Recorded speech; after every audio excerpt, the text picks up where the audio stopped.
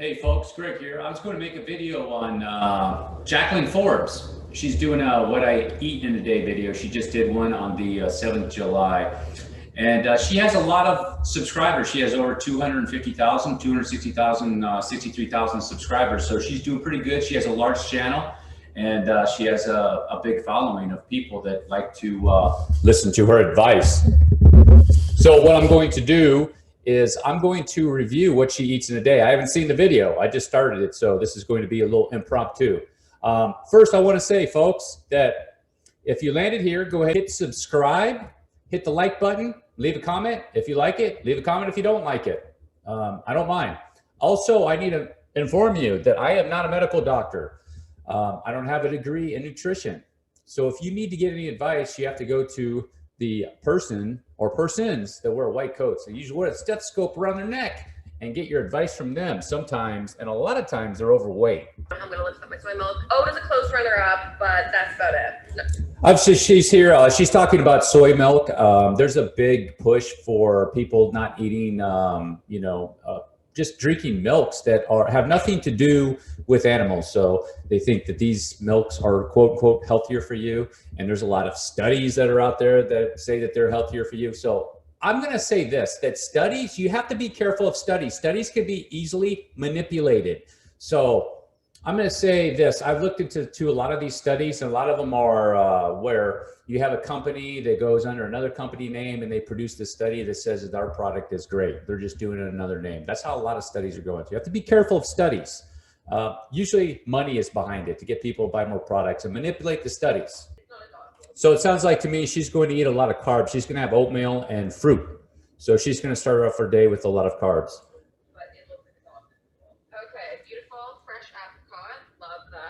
Just an FYI too, folks, there is no nutrient requirement for carbohydrates. So if you eliminate all the carbohydrates from your diet, I'm not promoting keto or carbs. I think there's a time to eat carbs in a diet, to have carbs in a diet. I eat carbs, not a lot of them, very little, but I eat some carbs.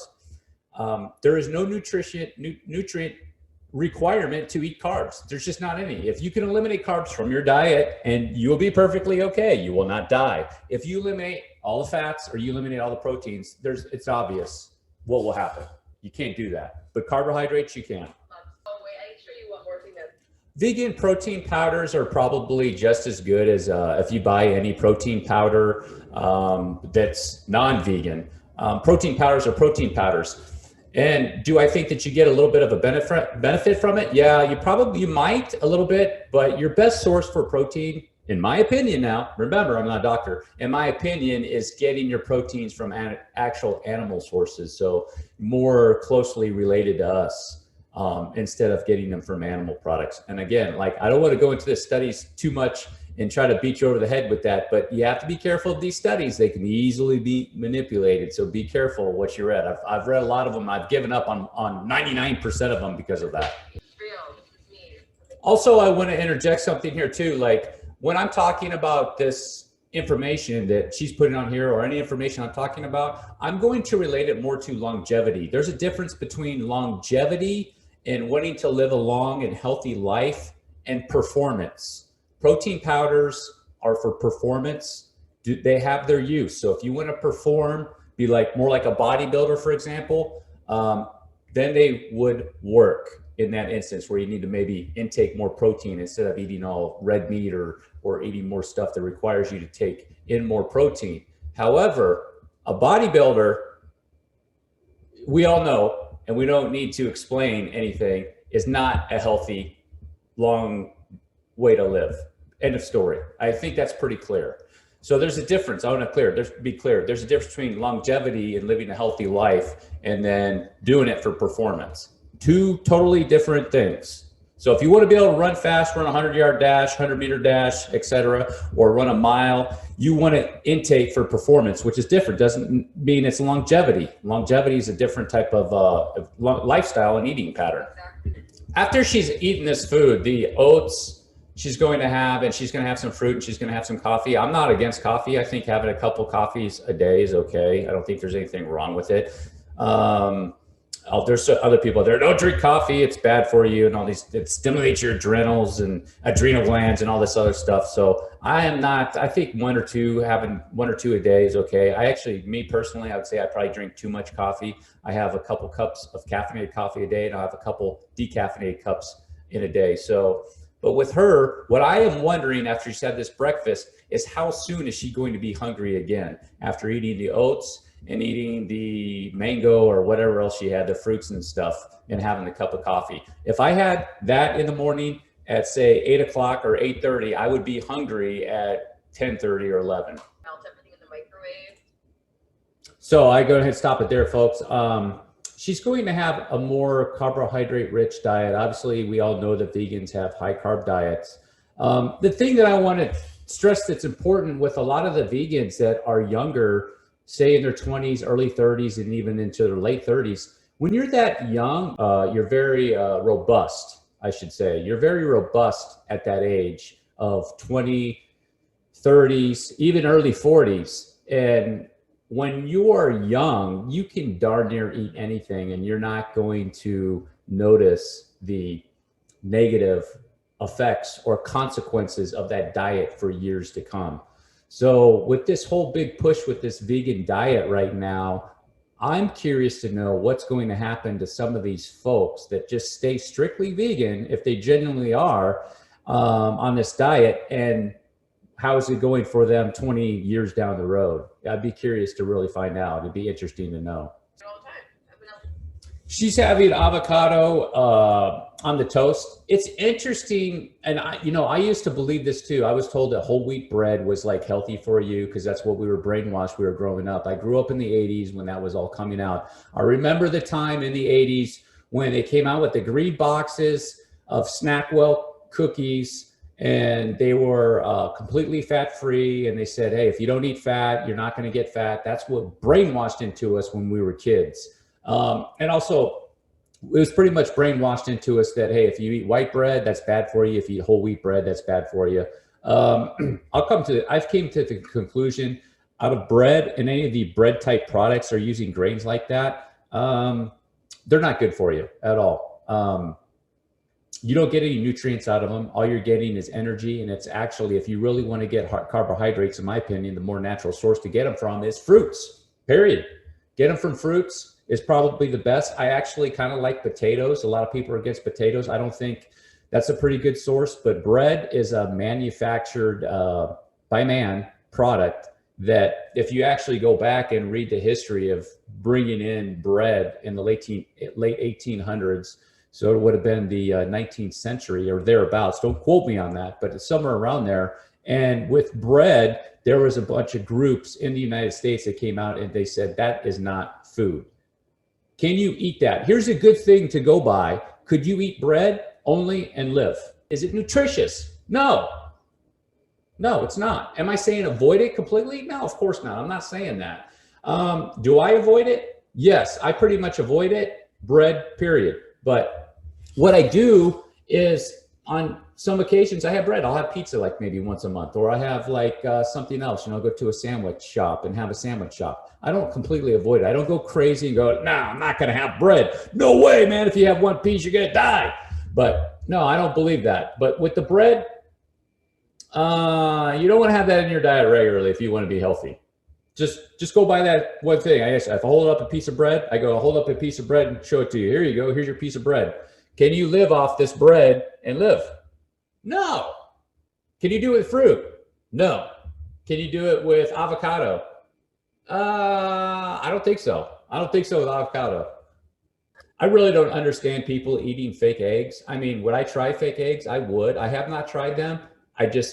To me, it just seems like some serious brainwashing going on, because I go back to think of myself back in the 80s when I was brainwashed and I was told these things. And I look back, I'm like, oh my gosh, look, I was just totally, I was young. I was not even just what, 10, 11, 12, going into my teens and stuff. So I don't understand eating that fake egg.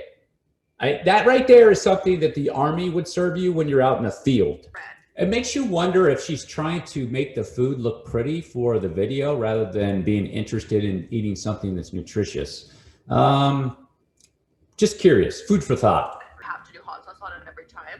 I'll give her credit. It might be a little satiating because she's eating an avocado that has the fats in there, so she's not going to get hungry in 2 hours. I don't think that she ever said what time it is now after she ate her first meal, which was basically all sugars. I think it was, yeah, oats and fruits, which is just sugars. And go ahead, get up. If you don't think you'll be hungry within 2 or 3 hours, go ahead and test it yourself. Get up, eat some oats and eat some fruits and see how it goes for you. And then try it the other way. Have a food that you're going to get up with in the morning, have breakfast that's higher in fats, and see the difference. Noticeable difference.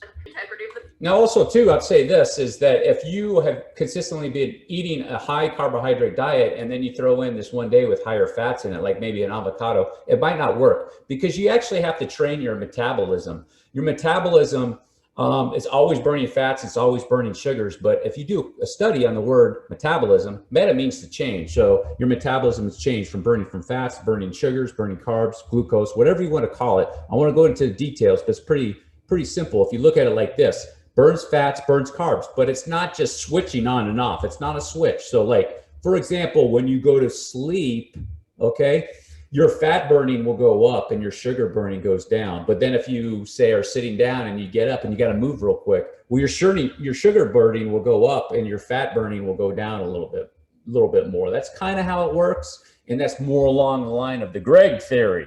So don't hold me that, but I'm just trying to simplify it for the common folk people instead of reading all this ridiculous science stuff that people try to make things complicated. Let's keep things easy, right? Keep it simple. Pretty good. Okay. I don't know how long it's been. I don't know how long it's been since she had her last meal. So I'm having a difficult time following the time on there, but it seems like maybe she went a few hours since she did. And that could be possible. She had the avocado in there, but now she's having some peanut butter, and peanut butter is, it's all right. I do have some peanut butter every now and then. It's not anything too bad. Okay, folks, here she is. She's eating peanut butter and chocolate, which is probably just a treat or a snack. So I'm not going to go too hard on her about that because I think most normal people want to have a treat or a snack, every now and then about that. So I'm not going to go too hard on that. But in conjunction with the rest of her diet, where all she's eating is pretty much primarily carbohydrate diet. And this is my own personal take on it, is you can kind of see it in her face too. If you see in this picture I have stopped here, you see how her face doesn't have like a lot of lines, kind of puffed up and stuff. And I personally think that that's from her carbohydrate diet. Maybe that's how she is, but I have seen a lot of folks that are on the high carbohydrate diet. They don't have the line, like their facial features are different than people that have been eating a vegan diet for long periods of time. You just see it. You can really see it. They don't have that like that stronger jawline, their cheeks, and they just seem to have a little bit more, I want to say like face fat or something like that. And when the carbs go in, just an FYI to let you guys know that, you know what they give to cows to fatten them up? Grains. They give grains to cows to fatten them up. The farmers know to fatten up an animal, you give them carbohydrates. The farmers know that, but people don't, obviously. Also, I'd like to note, I'm not saying her face is unattractive. So just in case she sees this, I'm not saying that her face is unattractive, but I'm just saying it's like a little bit fatter than normal than what a face should be. Yeah, folks, I have to interject something here. She's going to eat chicken that's not chicken. It is just really astounding, the brainwashing that's going on of the general public today about what is a good diet. And then there's actually people with MD behind their name. They're actually promoting this to tell people to eat it and tell them it's healthier. Am I saying don't eat it? Go out. If you want to go out and try one, hey, if you want to try an Impossible Burger, then go ahead and go try it. It might take just like meat, but that doesn't mean it's good for you. Have you looked at the ingredients list of the Impossible Burger? Have you looked at it? I haven't looked at it recently. Last time I looked at it, I was like, forget that. I'm not putting that in my body. If you're eating this on a regular basis, who knows what the long-term consequences are going to be. So if you're 25 years old and you're going to eat fake meats, chickenless meat, fake cheese, what else is there? Fake eggs, I'm just curious to know that somebody's going to have a diet like that, what the long-term consequences are going to be 20 years down the road, and if they're going to regret it.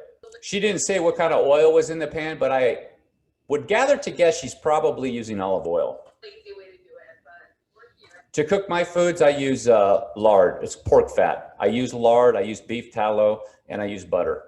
And sometimes I use ghee.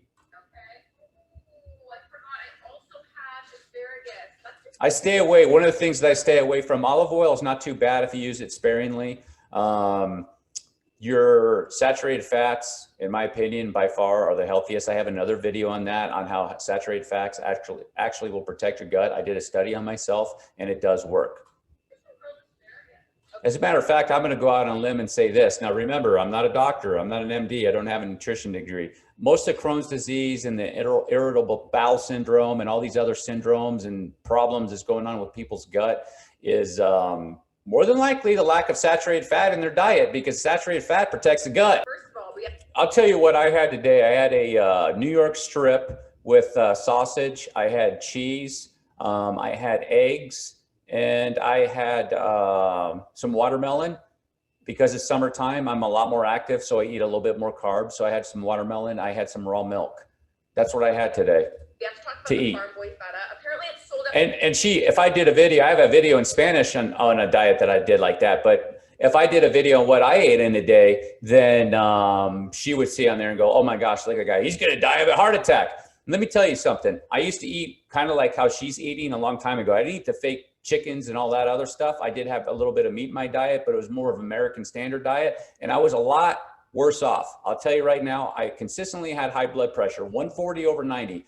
And I've gotten rid of all that junk. I put the saturated fat into my diet, and my blood pressure was just checked. I went to go donate blood, red cells the other day. And guess what? It was 117 over 60. So up till I was like 34, 35, I always had high blood pressure. And you know what they told me? This is what they told me. It's genetic, Greg. There's nothing you can do about it. You got to take a pill. You got to take a pill for the rest of your life. Guess what? I stopped listening to them and I took care of it myself. No pills. No more pills. That's the truth, folks. That's the truth. You know, it's got to make you wonder, like, she's saying she's craving these fruits, and I'm just craving the fruits and stuff. I get a craving sometimes for fruits, but it's after like a lot of exercise. I've been sweating a lot. I've been doing a lot of, been out in the heat, and I've sweated a lot. And then like, oh yeah, I want a craving for a fruit. But then when I really, really want to eat something that's I feel like I'm going to get some sustenance and nutrients, it's always going to be a meat-based. And I'm just wondering with her, if she's just lying to herself, or, you know, because I can find it hard to believe, say, oh, I'm just craving for fruit. I'm just craving for fruit and I want more fruit. I just wondering if it's really genuine. That's my question. There's her meal finished. It's fake chicken with corn on the cob, and it looks like some asparagus, onions, and some lettuce. Actually, if she had real chicken in there, it wouldn't be that bad of a meal, personally. It really wouldn't. It wouldn't be that bad of a meal. It'd be more like a bodybuilder's diet. Or somebody who's trying to get fit. I don't know anything, folks. I don't know anything about this Jaclyn, and I don't know if she's taking any supplements to supplement her vitamins, because she's going to be deficient in some vitamins for sure if she eats like this on a daily basis. Yeah, I mean, I'll give her a little bit of credit. If that was real chicken, that would not be a bad diet, but it's fake chicken, so I have to say that's not good. I mean, if it's something you want to eat, go out. You got to go out with friends. Hey, I'm gonna have a fake chicken for the day. Hey, no big deal. We do live in a modern world. We do have it going on right now. However, I would not eat that on a regular basis. My personal opinion. All right, folks, that's the end of her video. One thing that I'll say about this with her diet, if you notice it, a lot of the products from her diet are coming from packages. So she's getting packaged chicken, packaged this, packaged that. The things that she's not getting that are not from a package are fruits. Are they natural? Yes, they are natural. But at the end of the day, fruits are carbohydrates or sugars. You probably might want to think about limiting the sugars in your diet. I mean, don't take my advice. Go to your doctor to make sure that you are getting the proper nutrition advice, and not from me. But I'll tell you what I do. I limit my carbs. The more active you are, the more carbs you can eat. So if you're highly active, like athletes are going to need carbs. If you want performance, I'm going to go back. I mentioned this before earlier on in the video. If you want performance, carbs are going to be it by far. I've tested them on myself. If you have carbs in your diet, you definitely perform a lot better without a doubt. But if you're going for longevity, that's a different situation. You want to limit your carbs. So I do limit my carbs. So this is what I do. In the wintertime, I will really limit my carbs. I'm a lot less active. I'm a lot less walking, a lot less bike riding. Things have slowed down a lot for me, so my carbs go way down. As a matter of fact, there's a month or 2 or even 3 months where I go down to virtually 0 carbs and just try to peel some fat off. While I'm like, hey, I'm not exercising, I'm not doing anything. Let me get some fat off real quick. And then during the summer months, I get a lot more active. It's a lot more hot. I'm sweating a lot more. So I mean a lot more watermelons. I really like watermelons. I mean a lot more fruits, things of that nature. Not a lot, but just a little bit more. All right, folks, that's it. Thanks for watching my video. If you made it all the way to the end, again, thanks. Hit like, hit subscribe, or leave a comment. See you in the next video.